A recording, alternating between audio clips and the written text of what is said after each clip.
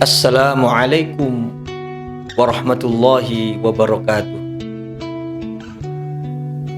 Hamidallillahi ta'ala, musalliyan ala rasulillah Sayyidina Muhammad ibn Abdillah wa ala alihi wa sahbihi wa mawalah, la hawla wa la quwata illa billah. Allahumma salli ala Sayyidina Muhammad abdika wa nabiyyika wa rasulika nabiyil ummi wa ala alihi wa sahbihi wa sallim taslima biqadri azamati dzatika fi kulli waqtin wahid, amma ba'd. Sahabat-sahabat Qur'ani yang dimuliakan oleh Allah Subhanahu wa taala, di antara akhlak yang diajarkan oleh baginda Rasulullah Muhammad sallallahu alaihi wasallam adalah akhlak al-isar. Banyak di antara kita kaum muslimin saat ini yang hidup di akhir zaman mulai melupakan akhlak al-isar ini. Padahal jelas-jelas akhlak ini adalah tuntunan yang diajarkan oleh Rasulullah Muhammad SAW, bahkan diamalkan oleh para sahabat-sahabat beliau. Apakah itu al-isar? Al-isar adalah sikap bagaimana seorang muslim lebih mementingkan kepentingan saudaranya sesama muslim dibanding mementingkan kepentingannya sendiri. Tentu ini bertolak belakang dengan umumnya manusia-manusia modern zaman sekarang yang lebih sangat mengedepankan egonya. Yang penting kepentingan saya, yang penting urusan saya, yang penting tujuan saya, yang penting maksud saya tercapai, meskipun harus menginjak-injak kepentingan saudaranya, meskipun harus menzalimi saudaranya, meskipun harus mengalahkan saudaranya. Tentu sifat egoistis seperti ini bukanlah akhlak yang diajarkan oleh baginda Rasulullah Muhammad SAW. Al-isar berkelindan dengan firman Allah Subhanahu wa taala dalam surah Al-Hasyr. A'udzu billahi as-sami'il 'alim minasyaitonir rajim wa yu'thiruna 'ala anfusihim walau kana bihim khasasah. Dan di antara tanda orang-orang yang benar-benar mukmin, orang mukmin sejati, di dalam dirinya mereka memiliki sikap wa yu'thiruna 'ala anfusihim. Mereka lebih mementingkan kepentingan kemaslahatan orang lain dibanding kepentingannya sendiri. Walau kana bihim khasasah, meskipun dirinya sendiri dalam keadaan sulit, meskipun dirinya sendiri dalam keadaan juga membutuhkan pertolongan. Disinilah letak kemuliaan sikap atau akhlak al-isar itu sendiri. Diceritakan ma'asyiral muslimin, sahabat Qur'ani yang dimuliakan oleh Allah Subhanahu wa taala, seorang ulama besar, al-imam wa barakatul anam, Sayyidina Abdullah bin Mubarak, seorang tabi'in yang alimul allamah, yang juga terkenal dengan akhlaknya yang begitu luar biasa. Suatu ketika Sayyidina Abdullah bin Mubarak diberi kesempatan oleh Allah Subhanahu wa taala untuk bisa menunaikan ibadah haji. Beliau pun berangkat bersama kafilah-kafilahnya yang saat itu dari negeri Kufah, atau sekarang Kufah itu sama dengan negeri Irak. Ketika berangkat bersama kafilah-kafilah yang hendak menunaikan ibadah haji di negeri Kufah, di tengah perjalanan sahabat Qur'ani yang dimuliakan oleh Allah, tiba-tiba pandangan mata Sayyidina Abdullah bin Mubarak melihat di tengah-tengah pojok pasar ada seorang wanita dengan berpakaian lusuh menggendong anaknya yang masih bayi, istilahnya mencari-cari sesuatu di tumpukan sampah.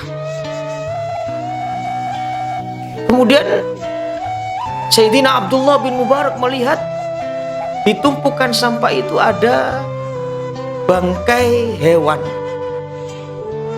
ada bangkai angsa atau bangkai bebek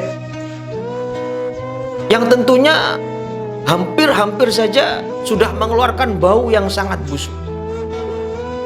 Namun wanita tua dengan pakaian lusuh tadi yang menggendong seorang bayi mengambil bangkai itu. Sayyidina Abdullah bin Mubarak pun terketuk hatinya untuk mendatangi sang wanita tersebut dan bertanya, "Untuk apa kau ambil bangkai yang sudah bau tak enak ini?" Maka sang wanita itu pun menjawab, "Saya punya beberapa anak, sudah 3 hari ini tidak makan. Maka saya mau memasak bangkai ini untuk makanan anak-anak saya di rumah." Kaget Sayyidina Abdullah bin Mubarak. Beliau pun mengatakan, "Bukankah bangkai itu haram? Jangan dimakan." Maka sang wanita ini pun mengatakan, "Iya, bangkai itu haram bagimu. Tapi bagi orang yang kelaparan seperti aku, maka berlaku hukum darurat. Halal bagiku, tapi haram bagiku." Sayyidina Abdullah bin Mubarak seorang ulama yang memiliki kelembutan hati yang luar biasa. Karena ilmu beliau benar-benar melembutkan hatinya. Beliau menjadi sosok manusia yang sangat-sangat tidak bisa tega melihat penderitaan orang lain. Dan beliau benar-benar mengamalkan tuntunan Rasulullah SAW, yakni al-izar. Apa yang dilakukan Sayyidina Abdullah bin Mubarak? Melihat perkataan wanita tadi yang sampai mau memasak bangkai untuk keluarganya di rumah karena sudah beberapa hari belum makan. Sayyidina Abdullah bin Mubarak pun memanggil sang wanita, "Jangan kau makan bangkai itu. Ini seluruh uang saku bekal yang sebelumnya diniatkan oleh Sayyidina Abdullah bin Mubarak untuk menunaikan ibadah haji, diberikan semua kepada wanita itu. Ini, ambil uang ini, pakai uang ini, beli makan untuk anak-anakmu. Jangan kau makan bangkai itu." Maka Sayyidina Abdullah bin Mubarak pun merelakan. Beliau tidak jadi berangkat haji ke kota Makkah. Semua perbekalannya, uang sakunya diberikan kepada wanita yang kelaparan beserta keluarganya. Nampak raut wajah yang sangat bahagia wanita itu. "Alhamdulillah, terima kasih, terima kasih." Ia pun membawa pemberian uang dari Sayyidina Abdullah bin Mubarak untuk kepentingan keluarganya agar bisa membeli sesuap makanan dan tidak jadi memasak bangkai yang hendak ia makan untuk keluarganya. Maka Sayyidina Abdullah bin Mubarak pun merelakan beliau tidak berangkat haji demi untuk menolong wanita tua tadi yang hendak memakan bangkai. Beliau pun tidak jadi berangkat, kafilah pun tetap berangkat haji. Sayyidina Abdullah bin Mubarak sementara tinggal di kota Kufah karena beliau tidak jadi berangkat haji. Beberapa bulan berselang, selesai musim haji, kafilah haji pun berdatangan. Sayyidina Abdullah bin Mubarak pun dalam satu sisi di dalam hati bersedih karena tidak jadi menunaikan ibadah haji, tidak jadi menunaikan ibadah sebagai rukun kesempurnaan umat Islam. Namun beliau tahu, beliau rela, beliau tidak jadi berangkat haji karena memang beliau ingin menolong saudaranya, menolong seorang wanita yang hendak makan bangkai demi anak-anaknya karena tidak mampuannya. Namun sahabat Qur'ani yang dimuliakan oleh Allah, apa yang terjadi?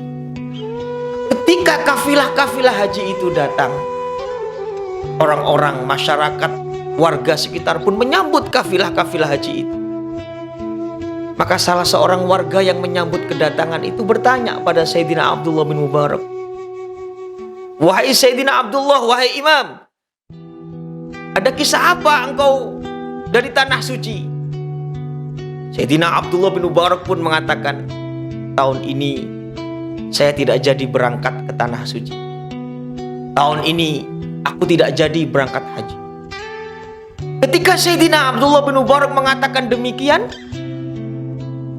jamaah haji dari kafilah-kafilah yang lain pun terheran-heran. "Loh, gak jadi berangkat haji bagaimana kamu? Bukankah engkau yang memberi kami minuman di Arafah?" Yang lain lagi mengatakan, "Loh, gak jadi berangkat haji bagaimana kamu? Bukankah engkau yang mengawal kami tawaf, mengelilingi Ka'bah?" Yang lainnya lagi mengatakan, "Loh, gak jadi berangkat haji bagaimana kamu? Bukannya engkau yang berjumpa kami di Mina?" Banyak saksi-saksi yang mengatakan Sayyidina Abdullah bin Mubarak ikut berangkat haji. Maka Sayyidina Abdullah bin Mubarak pun terheran-heran, "Saya tidak jadi berangkat haji. Saya tetap tinggal di Kufah karena uang saya, perbekalan saya, semuanya yang hendaknya untuk persiapan haji diberikan semua pada saudaranya, seorang wanita yang membutuhkan tadi." Maka sepulang dari sana, Sayyidina Abdullah bin Mubarak pun mendengarkan suara hatif, "Ya Abdullah, wahai Abdullah, sungguh Allah telah menerima sedekah Isar. Sungguh Allah telah ridho dengan apa yang engkau lakukan menolong wanita dan keluarganya yang kelaparan itu, hingga engkau merelakan sangu hajimu diberikan kepada mereka. Maka Allah Subhanahu wa ta'ala menciptakan malaikat khusus yang serupa dengan dirimu, wahai Abdullah bin Mubarak, yang menggantikanmu menjalankan ibadah haji di tanah suci Makkah wal Madinah." Maka itulah mengapa para jamaah haji yang lain tetap bisa melihat Sayyidina Abdullah bin Mubarak melaksanakan ibadah haji. Ternyata itu adalah para malaikat-malaikat yang memang ditugaskan khusus oleh Allah Subhanahu wa ta'ala untuk menggantikan Sayyidina Abdullah bin Mubarak menjalankan ibadah haji di tahun itu. Subhanallah. Inilah sahabat Qur'ani yang dimuliakan oleh Allah. Betapa mulianya akhlak al-ithar yang telah diajarkan oleh baginda Rasulullah Muhammad SAW, dilanjutkan kepada para sahabat Nabi, dilanjutkan kepada para ulama-ulama, termasuk yang diamalkan oleh Al-Imam Sayyidina Abdullah bin Mubarak tadi. Maka di saat kondisi yang seperti sekarang ini, tentunya akhlak al-ithar ini akan sangat penting bagi kita semua. Manakala setiap kaum muslimin menganggap saudara muslim lainnya seperti itu, memiliki akhlak ithar seperti itu, maka kaum muslimin dimanapun berada tidak akan ada yang merasakan kesusahan, tidak akan ada yang kekurangan. Karena yashuddu ba'duhum ba'dah, seharusnya seorang muslim itu saling menguatkan satu dengan lainnya. Semoga akhlak al-ithar ini bisa kita contoh, bisa kita tiru, bisa kita tauladani, sehingga kita bisa mendapatkan berkah dari firman Allah Subhanahu wa ta'ala, "Hal jazaul ihsan illal ihsan." Tidaklah sebuah kebaikan yang kita lakukan illal ihsan, kecuali kebaikan pula yang akan kita terima. Hadanallahu wa iyyakum. Wassalamualaikum warahmatullahi wabarakatuh.